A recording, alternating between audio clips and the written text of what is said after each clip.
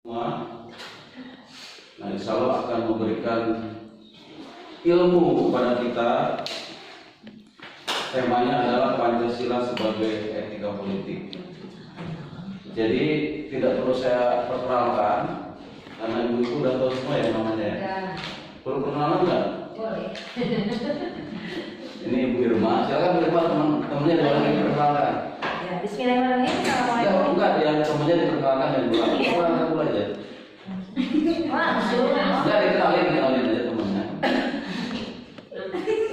Ini Bu Irma, saya nggak tahu yang dua lagi. Oh iya. Perkenalkan Bapak Ibu Guru, tepuk tangan. Kemudian yang satunya lagi Nisa. Saya anggarkan sedikit ya. Ini dari SCTP dan ini dari RCTI. Saya ingin mengenalkan sedikit di antara tiga pakar ini. Yang satu adalah ahli filsafat, terus kedua pakar politik, pakar politik. Yang bicara politik ujung itu praktisi politik ya udah. Iya. Nah, ketika bicara Pancasila sebagai etika politik ini kan harus dipraksiskan. Artinya bagaimana Pancasila itu yang melandasi praktek-praktek politik kita. Nah, kalau kita dengar dalam prakteknya masih banyak hal yang tidak kita idealkan lah ya, yang belum ideal antara teori dengan kenyataan, atau antara sesungguhnya dengan kenyataannya, antara dasein dan dasolan. Nah, misalkan masih terjadi yang namanya korupsi, masih terjadi yang namanya pemaksaan kehendak, otoritarianisme, masih terjadi ketimpangan sosial. Itu kan hal-hal yang lain yang harus kemudian diselesaikan dengan bagaimana melaksanakan etik Pancasila yang beretika atau politik yang berdasarkan Pancasila. Nah, saya kira nanti akan dibahas oleh kelompok satu. Silakan Ibu, saya serahkan waktunya untuk digunakan semaksimal mungkin. Assalamualaikum warahmatullahi wabarakatuh. Waalaikumsalam warahmatullahi wabarakatuh. Seperti yang tadi Bapak paparkan, yang pertama mungkin saya langsung saja. Saya akan membahas tentang pengertian etika. Etika atau etimologi berasal dari kata Yunani yaitu ethos yang berarti watak, kesusilaan atau adat. Etika dan moral sama artinya, tetapi dalam pemakaian sehari-hari ada sedikit perbedaan. Moral dipakai untuk perbuatan yang sedang dinilai, sedangkan etika untuk pengkajian sistem nilai-nilai yang ada. Istilah lain yang identik dengan etika yang pertama yaitu susila atau Sanskerta, yang kedua yaitu akhlak. Sebagai suatu usaha ilmiah, filsafat dibagi menjadi beberapa cabang menurut lingkungan masing-masing. Cabang-cabang itu dibagi menjadi dua kelompok bahasan, yaitu filsafat teoritis dan filsafat praktis. Filsafat pertama berisi tentang segala sesuatu yang ada, sedangkan kelompok kedua membahas bagaimana manusia bersikap terhadap apa yang ada tersebut. Misalnya, hakikat manusia, alam, hakikat realitas sebagai suatu keseluruhan, tentang pengetahuan, tentang apa yang kita ketahui, dan tentang yang transenden.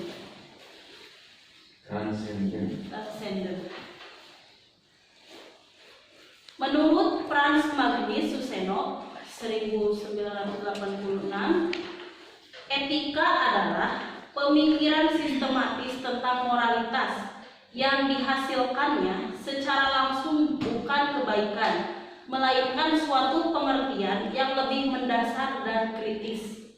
Etika bukan suatu sumber tambahan bagi ajaran moral, melainkan merupakan filsafat atau pemikiran kritis dan mendasar tentang ajaran-ajaran dan pandangan-pandangan moral. Yang kedua, menurut Suseno 1987, etika termasuk kelompok filsafat praktis dan dibagi menjadi dua kelompok, yaitu etika umum dan etika khusus. Etika merupakan suatu pemikiran kritis dan mendasar tentang ajaran-ajaran dan pandangan-pandangan moral. Itu ada hubungannya dengan berbagai aspek kehidupan manusia. Yang terakhir yaitu menurut Hendra Nurjahjo 2005, etika dalam hal prinsip-prinsip etis menjadi karakter yang memodifikasi baik bagi konsep demokrasi atau konsep politik.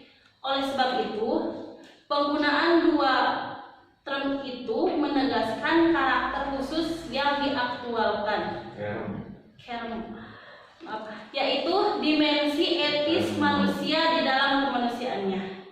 Demikian pula kolerasi antara demokrasi dan politik.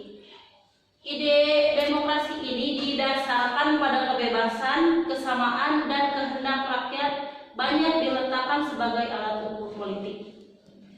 Sejak abad ke-17, filsafat mengembangkan pokok-pokok etika politik seperti perpisahan antar kekuasaan gereja dan kekuasaan negara, kebebasan berpikir dan beragama, pembagian kekuasaan, kedaulatan rakyat, negara hukum demokratis atau republikan, hak-hak asasi manusia, dan yang terakhir keadilan sosial.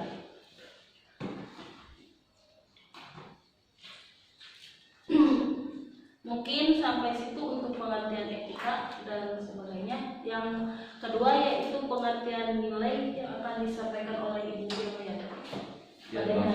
Terima kasih Bu Nisa. Baiklah, saya akan membacakan pengertian nilai. Nilai atau value adalah kemampuan yang dipercayai yang ada pada suatu benda untuk memuaskan manusia. Sifat dari suatu benda yang menyebabkan menarik minat seseorang atau kelompok. Jadi, nilai itu pada hakikatnya adalah sifat dan kualitas yang melekat pada suatu objeknya. Dengan demikian, maka nilai itu adalah suatu kenyataan yang tersembunyi di balik kenyataan-kenyataan lainnya. Menilai berarti menimbang suatu kegiatan manusia untuk menghubungkan sesuatu dengan sesuatu yang lain, kemudian untuk selanjutnya diambil keputusan, maka keputusan itu adalah suatu nilai yang dapat menyatakan berguna atau tidak berguna, benar atau tidak benar, baik atau tidak baik, dan seterusnya. Penilaian itu pastilah berhubungan dengan unsur indrawi manusia sebagai subjek penilai, yaitu unsur jasmani, rohani, akal, rasa, karsa, dan kepercayaan. Nilai atau value dalam bahasa Inggris termasuk dalam bidang kajian filsafat. Persoalan-persoalan tentang nilai dibahas dan dipelajari salah satu cabang filsafat, yaitu filsafat nilai atau aksiologi, theory of value. Filsafat sering juga diartikan sebagai ilmu tentang nilai-nilai.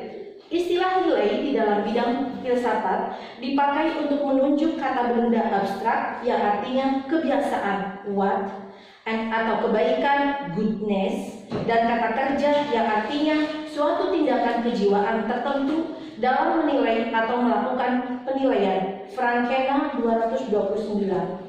Di dalam Dictionary of Sociology and Related Science dibukakan bahwa nilai adalah kemampuan yang dipercayai yang ada pada suatu benda untuk memuaskan manusia. Pada hakikatnya, nilai adalah sifat atau kualitas yang lekat pada suatu objek, bukan objek itu sendiri. Nilai itu sebenarnya adalah suatu kenyataan yang tersembunyi di balik kenyataan-kenyataan lainnya. Ada nilai itu karena adanya kenyataan-kenyataan lain sebagai membawa nilai Walteja.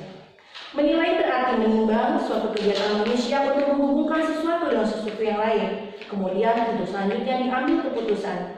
Keputusan nilai dilakukan oleh subjek penilai tertentu berhubungan dengan unsur-unsur yang ada pada manusia sebagai subjek penilai, yaitu unsur-unsur jasmani, akal, rasa, karsa, kehendak, dan kepercayaan. Sesuatu itu bernilai apabila sesuatu itu berharga, berguna, benar, indah, baik, dan lain sebagainya. Berbicara tentang nilai berarti berbicara tentang das Sollen dan bukan das Sein. Kita masuk ke rohanian bidang makna normatif, bukan kognitif. Kita masuk ke dunia ideal dan bukan dunia real. Meskipun demikian, di antara keduanya, antara das Sollen dan das Sein, antara yang makna normatif dan kognitif, antara dunia ideal dan dunia real itu saling berhubungan atau saling berkaitan sangat erat. Artinya bahwa das Sollen itu harus menjelma menjadi das Sein, yang ideal harus menjadi real, yang bermakna normatif harus direalisasikan dalam perbuatan sehari-hari yang merupakan fakta.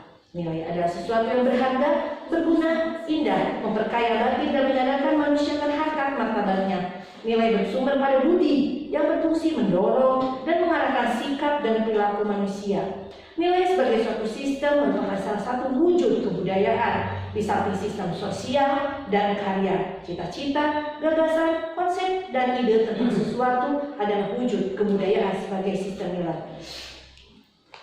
Oleh karena itu, nilai dapat dihayati atau dipersepsikan dalam konteks kebudayaan atau sebagai wujud kebudayaan yang abstrak. Manusia dalam memilih nilai-nilai menempuh berbagai cara yang dapat dibedakan menurut tujuannya, pertimbangannya, penalarannya, dan kenyataannya. Nilai sosial berorientasi kepada hubungan antara manusia dan menekankan pada segi-segi kemanusiaan yang luhur. Sedangkan nilai politik berpusat pada kekuasaan serta pengaruh yang terdapat dalam kehidupan masyarakat maupun politik. Dengan demikian, nilai adalah sesuatu yang berharga, berguna, memperkaya batin, dan menyadarkan manusia terhadap dan martabatnya.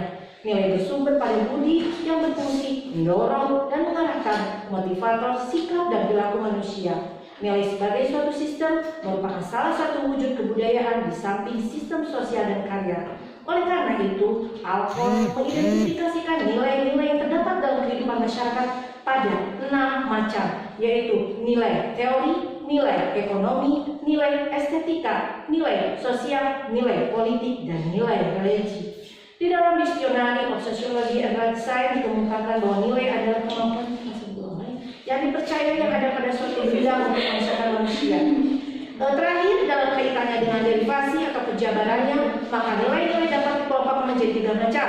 1. Nilai dasar, 2. Nilai instrumental, dan 3. Nilai praksis. Demikian yang bisa saya paparkan dan selanjutnya saya serahkan kepada Nurul untuk pengertian norma. Baik, kita menjelaskan pengertian norma adalah kesadaran akan hubungan yang ideal akan menumbuhkan kepatuhan terhadap peraturan atau norma. Norma adalah prinsip perilaku yang harus dijalankan dalam kehidupan sehari-hari berdasarkan motivasi tertentu. Norma sesungguhnya mewujudkan martabat manusia sebagai makhluk budaya, sosial, moral, dan religi. Norma merupakan suatu kesadaran dan sikap luhur yang dikehendaki oleh tata nilai untuk dipatuhi. Oleh sebab itu, norma dalam mewujudkannya dapat berupa norma agama, norma filsafat, norma kesusilaan, norma hukum, dan norma sosial. Norma memiliki kekuatan untuk dapat dipatuhi yang dikenal dengan sanksi, misalnya A. Norma agama dengan sanksinya dari Tuhan. B. Norma kesusilaan dengan sanksinya rasa malu dan menyesal terhadap diri sendiri. C. Norma kesopanan dengan sanksinya berupa mengecilkan dalam pergaulan masyarakat.